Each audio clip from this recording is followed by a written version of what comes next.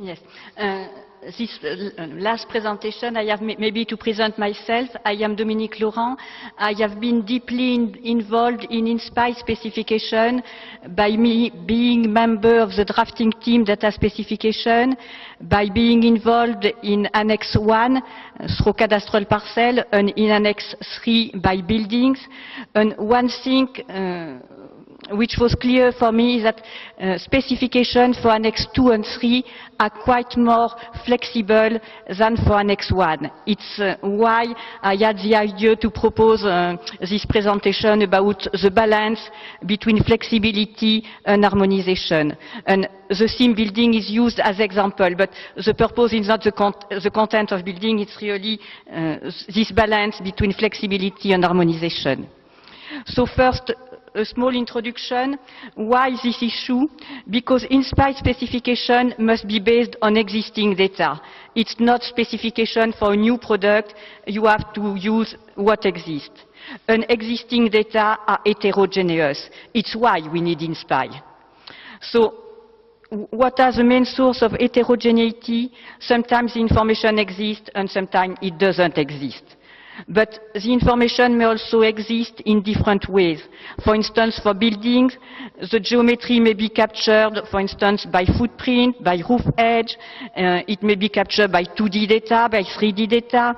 It may be more or less detailed, for instance, the classification of building.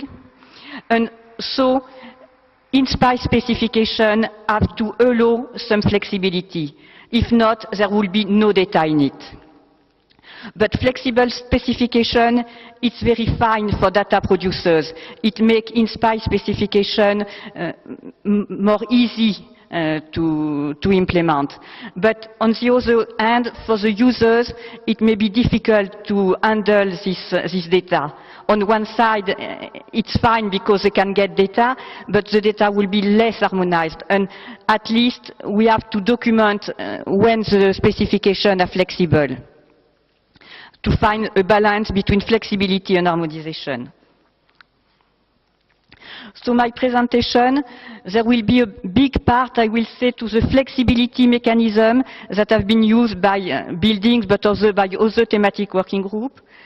Also some things we have tried to propose to document this flexibility, and of course some conclusion. So the flexibility mechanism, the first one is to have a modular scope. In general, in the scope, what is expected is to say what is in the scope and what is out of the scope. And this was done, I will say, for Annex 1 theme and also for many other Annex 3 themes or Annex 2 themes. But some themes we have said maybe we should not give a yes or no answer, but make priorities. So typically for building we have a wide scope, but with modular. We have distinguished what shall be in InSPI, what is the core that is really mandatory expected by InSPI, what should be in InSPI would be nice, but maybe there are some feasibility issues, and what might be in InSPI. So really give priorities, do not exclude data, but say really what is expected first. The other point that is not typical to Annex 2 and 3, but also to Annex 1, is the use of voidable. So what does mean voidable? Voidable, it means to be provided if available or derivable at reasonable cost. The voidable, you see it on attributes explicitly, but on feature type, it's the same. Maybe you don't see the voidable stereotype, but the idea is the same. You provide feature types if you have them. So it doesn't mean optional, it really means conditional, mandatory under condition. So there was moreover a general rule for InSPI specification given to the thematic working group. There should be very few mandatory attributes. You don't know if the information is available or not. So generally, all attributes should be voidable except the ones that will make the feature type useless or meaningless. So in general, I will say it's generally the geometry, the identifier and some other attributes, very few. So the flexibility is rather low with voidable. It's just a way to avoid new data capture, but you don't have real choice. The only choice you have as data producer is the assessment of what is reasonable cost or not. So, there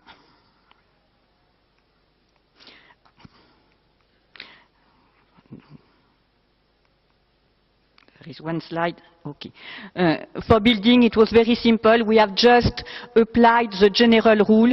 We have only two mandatory attributes, the geometry and the identifier. And it's something quite common. Sometimes there are one or two attributes more that are mandatory, but most of the attributes in InSpy are avoidable. The other way to give flexibility is to provide core and extended profile. So what is the general rule? You have core profiles, and the core profiles go to the implementing rule. So they are mandatory. And sometimes the thematic working group have proposed extensions. So these extensions are only in the technical guidelines.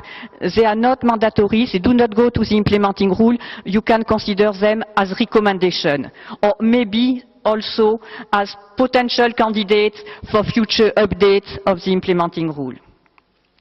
There are generally two cases, either extended profiles for a specific use case, or sometimes extended profile just to provide more details on the theme. And one more, you can also have your own extension. Even if they are not in the InSpy technical guidelines, you may extend the InSpy application schema. The generic conceptual model explains how to do this. So the flexibility for data producer is very high because these extensions are really up to you.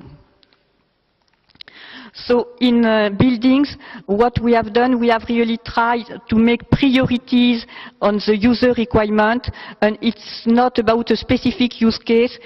We have really the core profile, which is about the attributes and feature types that are the most widely required, the most widely available, and whose harmonization is seen as feasible and relevant at European level.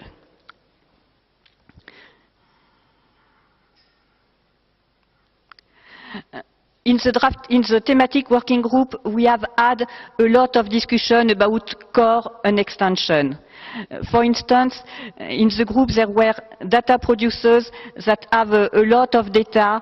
They think this data will be interesting for InSpy, and they are afraid if sometimes it's only in an extension, they are afraid that there will be no fund to make this data compliant to InSpy. So we had really this discussion, should everything go in core profile, so it will be mandatory for everyone, maybe it will be very heavy to handle by the whole community.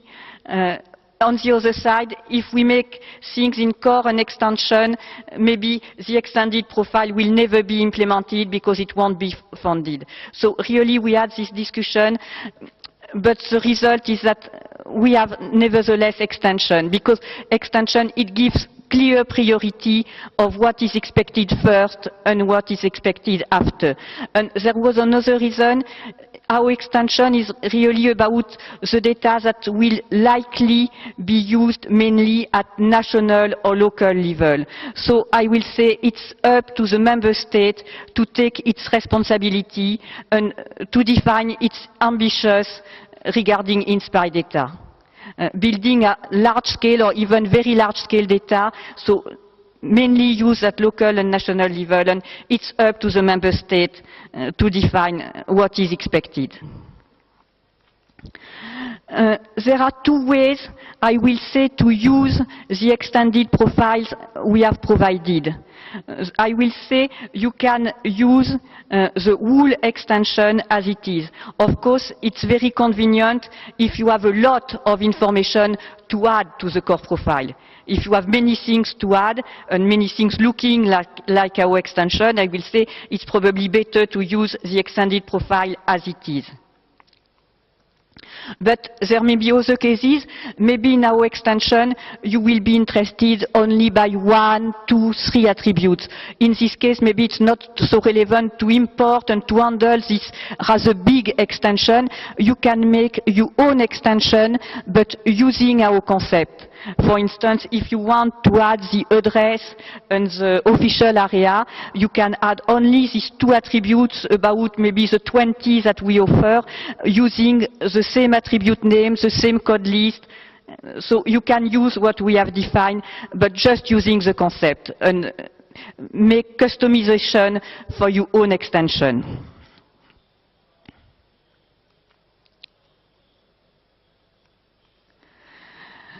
We have 2 other ways, in a sense, to extend a little what is in core profile. The first one is the external reference. It's a good idea we have taken from CityGML.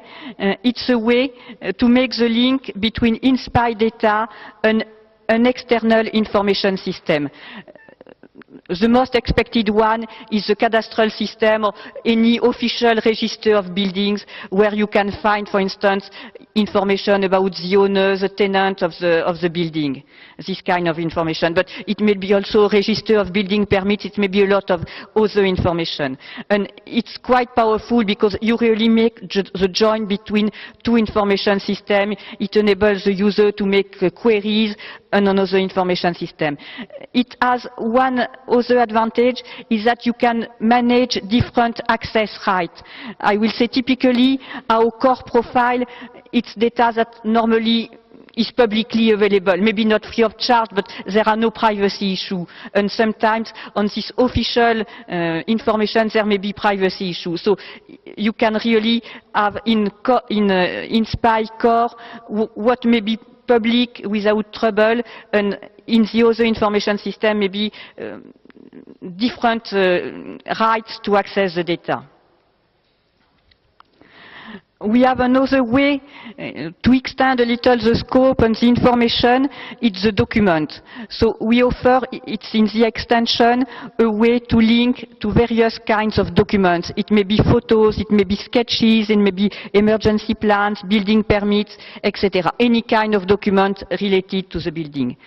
We have even included a code list with the status about official and non-official, because we know that some public bodies, National Mapping Agency for instance, are thinking about integrating crowdsourcing data. So even this, it may be dealt with our model. So the flexibility about this, it's high, but it depends in a way, of course, of the information, how national data is organized. The main issue generally is the issue of thematic identifier.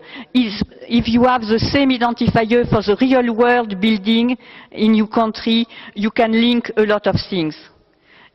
If not, it's more difficult.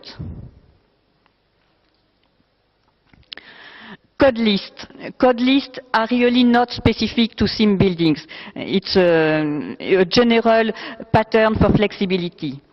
So what is used is hierarchical code list. We have one example, it's for the use of building. So we have different levels. The high level is residential, agriculture, industrial, commerce and services, ancillary. So if you have, I will say, poor data, you can make the matching at the high level. If you have rich data, you can make the matching at more detailed level. So it's also a way to be flexible. You can have also the choice between several code lists. It's what we offered for the official area.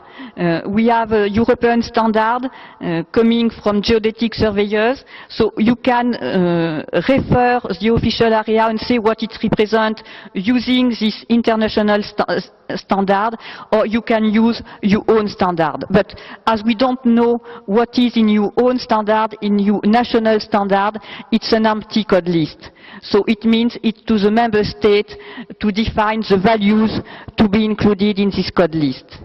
But it should be a code list. It should not be free text, because if free text, people cannot query about it. So you have to define the possible values and make this choice available to the user. code list in InSpy have two tags, two characteristics. The first one is to give the obligation. Is the code list going to be in the implementing rule, mandatory, or just in the technical guidelines, it's a recommendation? And the other tag is about extensibility. Is the code list going to be extensible? Known, it means the code list can be extended only at European level, in a way similar as for now defining by making people agreeing on this extension. And narrower or any, it means that the code list may be extensible at member state level or even maybe at data producer level. So the flexibility in a way, it depends on the tag chosen by the thematic working group, because it was up to us to decide if our code list should be in implementing rule and if they should be extensible or not. And for buildings, what was the choice? Our choice was to be rather harmonized. For code list, we have not provided so much flexibility. The code lists that are in core profile, they are in the implementing rule. They are mandatory. They are not only recommendation, they are requirements. Because we think that having common values in code list is a key for interoperability. If not, user cannot make harmonized queries, harmonized portrayal. You need, for interoperability, you need real code list. And the extensibility generally is known, for instance, under agriculture. The extensibility, if it is any, for instance, in the case of nature, we don't think that our code list is exhaustive. It's just the values required by the use case, so you can complete by any value, either giving more detail, either giving other values. We have also things about multiple representation. Data may exist in different ways. For instance, for the geometry. So one of the solutions, these ways are various, but all have their interest. There is not one that is better than the other. So all must be allowed, and it's why, for instance, we have profile for 2D and 3D, or why also we have so many multiple things allowed. We can have attributes having multiple values. So the last part, documenting the flexibility. It's done mainly through data types. Generally, we don't have only the value of the attribute, but we have also metadata about this value. For instance, the geometry, what the geometry represents. Is it the footprint? Is it the roof edge? What is the accuracy? If there are several geometry, what is the reference geometry? So this was really used not only by us, but by many other themes. Something that is also of interest, it's metadata dataset level. Maybe some of you have attended the workshop about data quality, and one issue is you can say my data is 100 conformant to InSpy, but maybe it's almost empty. Because all these voidable attributes, you may have only the geometry and the identifier. So we have added metadata elements that is called content information. And what is important in this metadata, you can refer a feature catalog. But the feature catalog you should refer, it's not the theoretical one. It's not the feature catalog provided by InSpy, but it's the feature catalog with the attributes that you populate or not. And to make the life easier to data producers, we have proposed a template for this feature catalog. It's very simple. It's just a table, and you just have to tick which attributes and which feature you populate. It may seem very naive, but we think it may help a lot the user to understand what is really in the data set. We have tried also to exploit a new metadata element that is usability. It's how the data may be used for a specific use case. But for instance, maybe the attributes are populated, but you don't know how. For instance, I give some example. For instance, we have the geometry, but it may be a point on a surface. And for some use case, you need the surface and not the point. We have the year, but we allow to give it as an interval, and maybe the interval is too big. It's not real interesting information. If you know that the building was years, maybe it's not enough for your application. So we have tried really for only 2 use cases to make this exercise. It's rather experimental. Maybe it should be done by the user communities for other use cases, but it was an attempt. And the last one is we have provided a template for additional information. It's the information we think should be provided in addition to InSpire specification. For instance, the capture rule. We have a generic definition of building with no, for instance, no criteria on the size of the building, but maybe in existing data, generally there is this criteria. So provide it, explain to the user which kind of data you really capture. Maybe you are not capturing everything. Or we have some generic concept, explain how you use them. So we have tried to make what is the most important in the template. Sorry, I have my conclusion if I can. So the conclusion, what I have presented, what is about the model is not specific to building. It's in many other InSpire themes. What I have presented about the metadata very quickly, I think we were the only ones to provide it. So, of course, we lack of experience of sharing with other thematic working group. Maybe it needs more experience, more sharing. But I think really, we need to give documentation to the users. There are things that won't be perfectly harmonized, and we have to inform the user about all these possible options. Second point on the conclusion, it's at national level. Most of the data, of course there are some European use cases, but most of the data exchange will be done at national level. So you have a way to customize InSpire specification, make InSpire specification your specification, adopt what is mandatory, adapt what is flexible. InSpire may really be the basis for national standards. You can customize them and make them suitable for your national context. And the last one, it's all this flexibility, of course, is fine in a way, but it has to be managed. Where to find all this extended schema, this extensible code list? Maybe there is someone needed to check if an extension is done in conformance with the principles of InSpire, of the generic conceptual model, and probably it should be one of the tasks of the future maintenance and implementation framework. So thanks for your patience, Chairman. And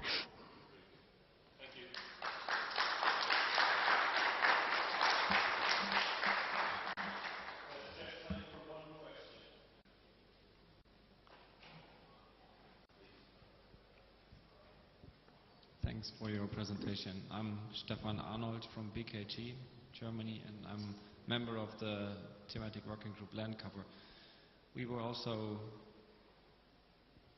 we also had to model artificial areas, built-up areas, and part of our thoughts were what kind of buildings can we find in these things, and it's very interesting to hear what your results are now. And I recognized that we had the same way to categorize types of buildings, so I'm glad that we independently went more or less in the same direction. So in your data specification, now comes the question, you have a categorization of first priority and second priority types of buildings, and you're mentioning examples like residential areas, industrial areas, and so on. Do you have a kind of full list what kind of building types you are talking about when you say first priority and second priority buildings, what shall be inside InSpire?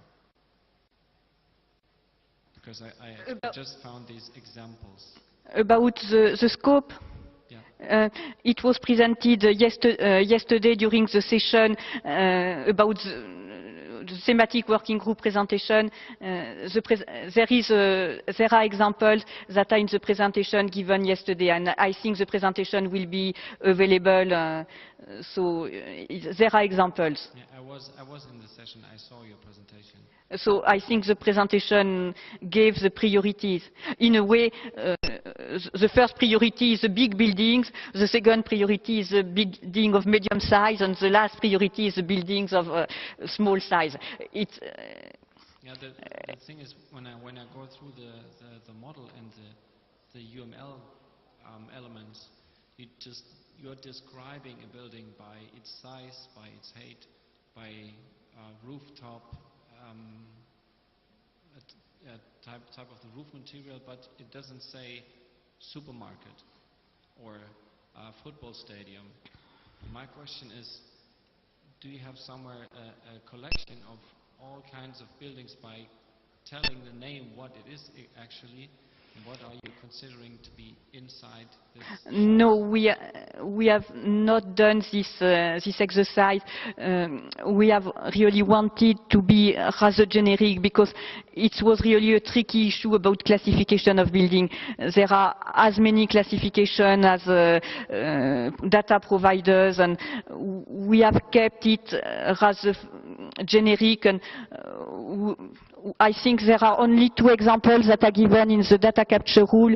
It's one about Netherlands, which has a very simple classification, and there is an example also from Eurostat classification to InSpy classification. So we have given two examples, but even the Eurostat classification is not very detailed. I know, for instance, in BKG, we received a very much detailed classification of buildings that are also quoted as example in CTGML, but we didn't want to have detailed classification because no one could map with it. It's also, I think, something in the harmonization. You cannot be harmonized and very detailed. When you harmonize things, you have to accept, in a way, to lose some detail.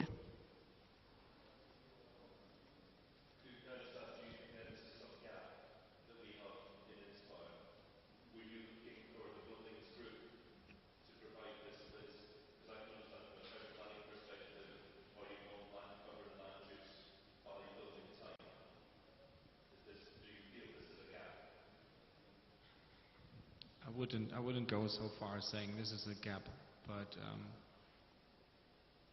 it would help to interconnect easily between land cover, land use, and buildings, because building is a combination of its physical shape being kind of land cover and the purpose why it was built being the land use. So it's really strongly connected. But I wouldn't say it's a gap, because you have all the details.